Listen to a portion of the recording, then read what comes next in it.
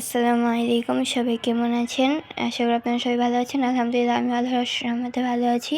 তো আজকে একটা নতুন ভিডিও নিয়ে আসলাম, সবাই দেখতে থাকেন। তাহলে রিজিক নিয়ে এত টেনশন করার কি আছে ভাই? টেনশনে কিছু আছে? কার কাছে রিজিক? আল্লাহ লিখে রাখছেন না? ইনশাআল্লাহ এর বাইরে কিছু হবে? হবে না। অতএব এত দুশ্চিন্তার কিছু নাই। জীবনকে নিয়ে এত দুশ্চিন্তার কিছু নাই। জীবনটাকে কোরআন সুন্নাহর আলোকে এনজয় করেন। কোরআন সুন্নাহকে দিয়ে জীবনকে এনজয় করা যায়। কোরআন এবং সুন্নাহর আনুগত্যের মধ্য দিয়ে আপনি জীবনকে উপভোগ করেন। টেনশন করার দরকার নেই। মনে রাখবেন, আল্লাহ যদি আপনার সাথে থাকেন এবং আল্লাহ যদি আপনাকে কবুল করেন, পৃথিবীর কোনো শক্তি নাই আপনাকে টলাবে। পৃথিবীর কোনো শক্তি নাই, পৃথিবীর সমস্ত শক্তি একত্রিত হয়ে আপনার চুল বাঁকা করতে পারবে না, যদি আল্লাহ আপনার সাথে থাকে। আর যদি আল্লাহ আপনার সাথে না থাকে, আইওয়াস শোডাউন দিয়ে কোনো লাভ হবে না, কেউ আপনাকে বাঁচাতে পারবে। অতএব আল্লাহকে আপন করে নেন, যার যার হক তাকে তাকে দেন, নিজের হক আল্লাহর কাছে চেয়ে নেন, ইনশাআল্লাহ আপনি সুখে থাকবেন। এর আগে আল্লাহ পাক একা ছিলেন, আর কিচ্ছু ছিল না। হুয়াল আউয়াল ওয়াল আখির ওয়াজ যাহির ওয়াল বাতিন ওয়া হুয়া বিকুল্লি শাইইন আলিম, সূরা হাদীদ।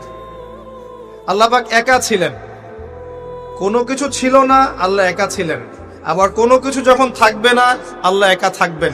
কুল্লু মান আলাইহা ফান ওয়া ইয়াবকা ওয়াজহু রাব্বিকা যুল জালালি ওয়াল ইকরাম। এই বিষয়ে কোনো দ্বিমত আছে? এরপরে আল্লাহ পাক সৃষ্টি করেছেন আরশে আজিম। কি সৃষ্টি করেছেন? বিশাল আরশ, যার ছায়ায় আল্লাহ পাক কিয়ামতের মাঠে 7 শ্রেণীর মানুষকে ছায়া দিবেন।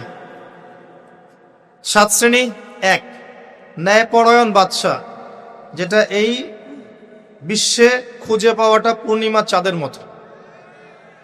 2, সেই যুবক যে তার পুরো যৌবনকাল আল্লাহর পথে ব্যয় করেছে। এটা সুযোগ আপনার সামনে আছে, আপনি লুফে নিতে পারেন, এই সুযোগটা আপনার সামনে আছে। 3, ওই ব্যক্তি যার কলব বা অন্তর মসজিদের সাথে ঝুলন্ত থাকে, টিকটকের সাথে নয়, মসজিদের সাথে ঝুলন্ত থাকে। এখনকার যুব সমাজের অন্তর অনলাইনে ঝুলন্ত থাকে, দেখবেন।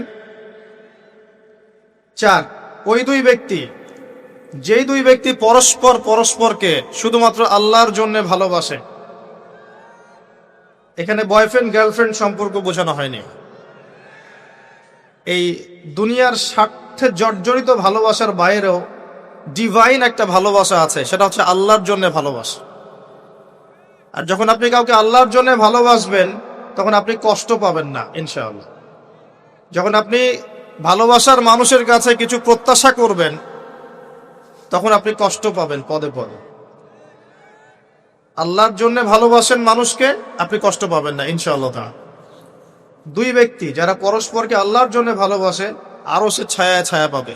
5, ওই যুবক যাকে কোনো সুন্দরী নারী আহ্বান করেছে জেনার জন্যে, কিন্তু সেই যুবক বলেছে আমি আল্লাহকে ভয় করি, যেটা এই জেনারেশনের মধ্যে খুঁজে পাওয়া দুষ্কর। বরং তারা উল্টা প্রত্যাশায় থাকে যে কখন কোনো মেয়ে আমাকে প্রপোজ করবে। তারা ইউসুফ নয় আলাইহিস সালাম। 6, ওই ব্যক্তি যার ডান হাত কি দান করছে বাম হাত খবর রাখে না। ডান হাত কি দান করছে বাম হাত খবর রাখে না।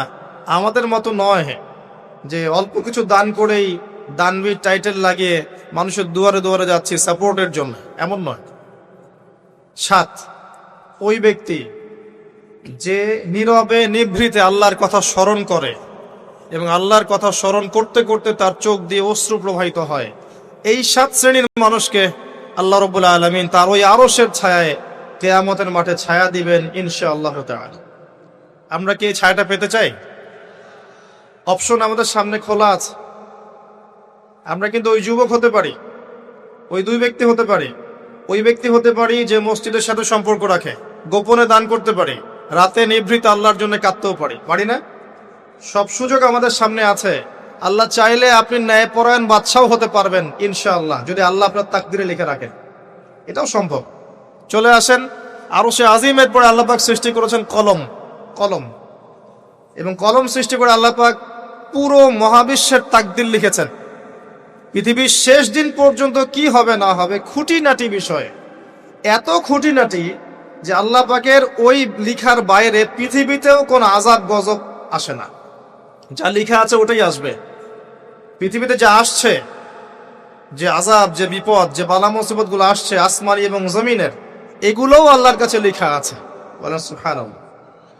এমনকি এই পৃথিবীতে কতজন মানুষ এসেছে, চলে গেছে এবং আসবে, এই হিসেব আল্লাহর কাছে আছে।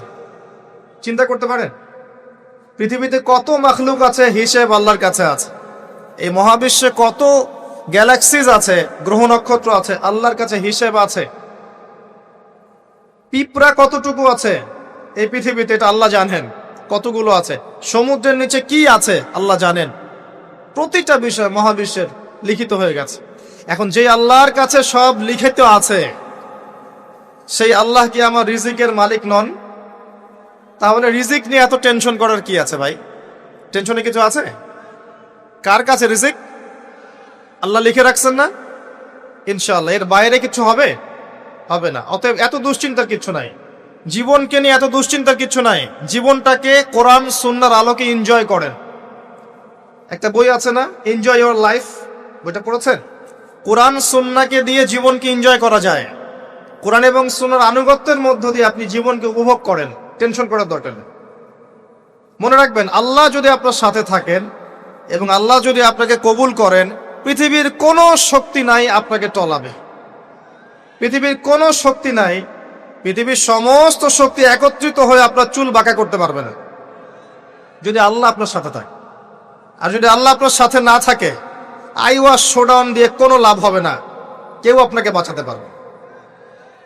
অতএব আল্লাহকে আপন করে নেন, যার যার হক তাকে তাকে দেন, নিজের হক আল্লাহর কাছে চেয়ে নেন, ইনশাল্লাহ আপনি সুখে থাকবেন। তাকদীর আল্লাহ পাক লিখে ফেলেছেন।